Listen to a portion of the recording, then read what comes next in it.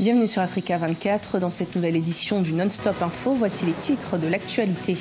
Poursuite de l'opération Succula en Centrafrique. Le gouvernement sollicite l'adhésion de la population pour le bon déroulement de ses missions de démantèlement des groupes armés dans le quartier de Kilomètre 5 à Bangui. La recrudescence de la fièvre de Lassa au Nigeria provoque l'inquiétude du côté des Nations Unies. Le virus a fait plus de 400 victimes à travers le pays depuis début 2018. Et puis au Kenya, la vente de spiritueux a enregistré une hausse de 20% durant l'année 2017, un secteur en plein essor grâce à l'accroissement de la classe moyenne. Le succès de l'opération de démantèlement des groupes armés dans le quartier de Kilomètre 5 à Bangui en République centrafricaine a conduit le gouvernement à ordonner la poursuite des opérations. Les autorités sollicitent avant tout l'adhésion de la population, condition indispensable selon eux pour le bon déroulement du processus. Plus de détails avec Corinne Kamseux. L'opération Succula va se poursuivre au quartier Kilomètre 5 à Bangui, en République centrafricaine. Les autorités sont formelles et elles appellent au soutien de la population pour mener à bien cette opération. Il est question de démanteler les groupes criminels qui, selon le président centrafricain Faustin Archange Touadéra, tiennent la population en otage. L'opération est conjointement menée par la MINUSCA et les forces armées centrafricaines. Lancée le 8 avril dernier, cette opération a rencontré de la résistance. Plusieurs personnes, parmi lesquelles 2 casques bleus, ont été tuées. Le président met en garde contre une récupération confessionnelle de cette opération de sécurisation. Et comme vous savez, nous n'avons pas manqué d'évoquer la question du kilomètre 5, qui aujourd'hui, pour nous, ce n'est pas une question de religion. D'aucuns veulent transformer en une question de religion, mais il s'agit d'une question de maintien d'ordre et de sécurité. La capitale Bangui recouvre ainsi progressivement le calme après une semaine violente. Pendant 3 journées dès le lancement de cette opération, des affrontements ont opposé les forces onusiennes et gouvernementales au groupe d'autodéfense autoproclamé. Dans la presse locale, le bilan fait état d'une trentaine de morts parmi les civils, ce qui a d'ailleurs justifié les manifestations devant la base de la MINUSCA. On peut réussir à déloger des occupants ou alors à contraindre certains acteurs à se déplacer, mais toujours, n'est-ce pas, les graines et les germes restent. Mais lorsqu'on associe le dialogue et, j'allais dire, l'inclusivité des acteurs locaux dans la construction de la solution, en ce moment, l'intervention militaire sera complétée par une action de sensibilisation. Parce que, comme on le dit, les guerres et les conflits naissent dans les esprits des hommes, et c'est dans ces esprits qu'il faut les combattre. Présente en Centrafrique dans le cadre de la première réunion du groupe international de soutien à la République centrafricaine, les missions onusiennes et de l'Union africaine ont réaffirmé leur engagement à soutenir le gouvernement dans ses efforts de sécurisation de la Centrafrique. Le quartier Kilomètre 5 est considéré comme l'épicentre économique de Bangui. Il a souvent été victime des tensions du fait du rançonnage des commerçants par des milices armées. Au Cameroun, à l'approche de l'élection présidentielle d'octobre 2018, un nouveau candidat vient de se déclarer. Il s'agit de l'opposant Maurice Kamto, ancien ministre délégué de la Justice, professeur d'université et avocat. Maurice Kamto a été désigné ce dimanche 15 avril par son parti, le Mouvement de la Renaissance du Cameroun.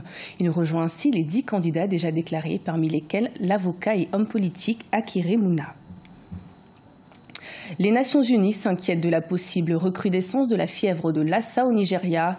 Le virus a fait plus de 400 victimes à travers le pays depuis début 2018, un chiffre qui dépasse celui du nombre total de cas sur l'ensemble de l'année 2017. Le point avec Deogracias Podo.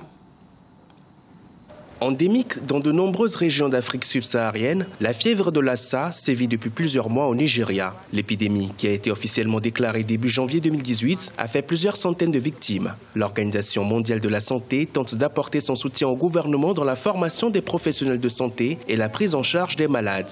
Le Centre nigérian de contrôle des maladies a diagnostiqué plus de 400 cas confirmés et les dernières statistiques suscitent toujours des inquiétudes. La question est la suivante. Comment en sommes-nous arrivés là? La réalité, c'est que le virus devient de plus en plus virulent. Est-ce que nous avons suffisamment conscience qu'un virus de forte mutation a été transmis et cause plus de maladies? L'épidémie de fièvre de Lassa touche principalement 18 régions du Nigeria et certains établissements de santé sont surchargés. L'Organisation mondiale de la santé et d'autres organisations non gouvernementales, notamment l'Alliance pour l'action médicale internationale, ALIMA, aident le gouvernement à développer des centres de traitement et améliorer leurs équipements. Objectif, repérer le plus tôt possible les nouveaux cas et les traiter afin d'améliorer les chances de survie des victimes. La fièvre de Lassa persiste à cause du manque d'infrastructures de soins de santé sur le territoire. En tant que ministre de la Santé, j'avoue qu'il y a une défaillance à corriger dans l'architecture de notre système de santé. Les autorités sanitaires nigériennes sont également préoccupées par le taux de mortalité parmi les agents de santé, avec 27 personnes touchées depuis le début de l'épidémie et 6 décès enregistrés. Le syndicat médical du pays attribue cela au manque d'équipements de protection pour les travailleurs de la santé et menace d'arrêter leur service si la situation n'est pas réglée. Au Kenya, la vente de spiritueux gagne de plus en plus de terrain, contrairement à la vente de bière, et enregistre une croissance de 20% en 2017. Un chiffre positif dû à l'accroissement de la classe moyenne, mais aussi à la lutte des autorités contre le commerce illicite. Des explications avec Solange Dubois. 20% de croissance ont été enregistrés en 2017 au Kenya, d'après un rapport de l'Institut de recherche internationale sur le vin et les spiritueux. Une aubaine pour les fabricants d'alcool, c'est le cas notamment de l'entreprise East African Breweries Limited, qui a enregistré un bénéfice de 4,95 milliards de shillings, soit 49 104 000 $ en 2017. La vente de spiritueux va augmenter de plus en plus et peut-être bientôt égaliser celle de la bière. Avant, le Kenya était connu pour être le pays de la bière, mais beaucoup de gens se sont mis à boire du whisky pur, malt ou single malt. Un secteur en plein essor grâce notamment à l'accroissement de la classe moyenne. Autre facteur de succès, les mesures prises par les autorités kenyanes concernant la lutte contre le commerce illicite, l'une des grandes priorités du gouvernement. La seule chose pour laquelle je suis très reconnaissant, c'est le travail acharné que le gouvernement a fait. En particulier la CRA qui a instauré un nouveau système d'étiquetage pour lutter contre la contrebande. Les étiquettes peuvent être numérisées et vous pouvez savoir si c'est un produit légal ou pas. Les enjeux de santé publique sont considérables.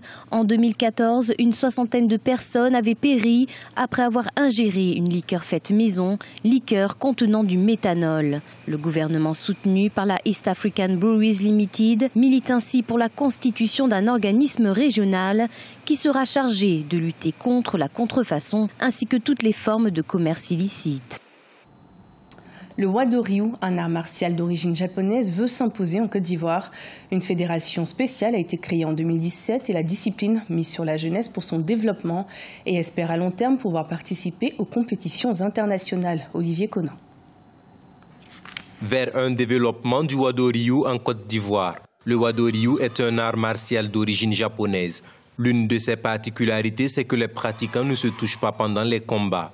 Constituée en fédération Wado Academy depuis 2017, la discipline entreprend de former ses formateurs afin de se développer dans toutes les régions du pays.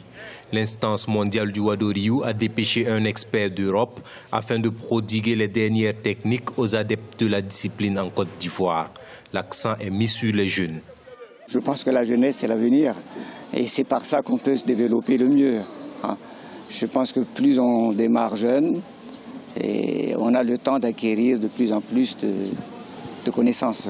Voilà, donc voilà, c'est l'avenir et c'est ce qui est certain. Pour le président de la Fédération Wado Academy Côte d'Ivoire, il est important que les cadres soient bien formés afin de détecter les futurs champions de l'équipe nationale en prospectant dans toutes les régions du pays. Nous avons l'obligation donc de défendre la couleur du pays.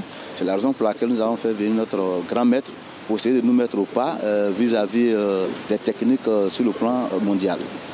Et là, nous allons donc, comme il a dit tout à l'heure, travailler de plus profond pour essayer d'améliorer ce que nous avons déjà appris et ajouter autre chose que peut-être nous n'avons pas encore vu depuis plus de 5 ans. Pour nous permettre d'être un peu compétitifs lors des compétitions d'envergure mondiale. Nous comptons donc sensibiliser beaucoup d'athlètes beaucoup de parents d'élèves pour pouvoir donc faire une affiliation un peu plus élevée pour qu'on puisse faire la couverture de Wado Academy sur le territoire national. La Fédération Wado Academy Côte d'Ivoire compte 10 clubs affiliés à Abidjan et à l'intérieur du pays. 1 millier de licenciés sont dans les fichiers de la fédération qui se prépare à participer au championnat du monde de Wado Rio, Italie 2019. Ce journal a été préparé par l'ensemble de la rédaction. Merci de nous avoir suivis. Retrouvez dans un instant une nouvelle édition de l'information sur Africa 24.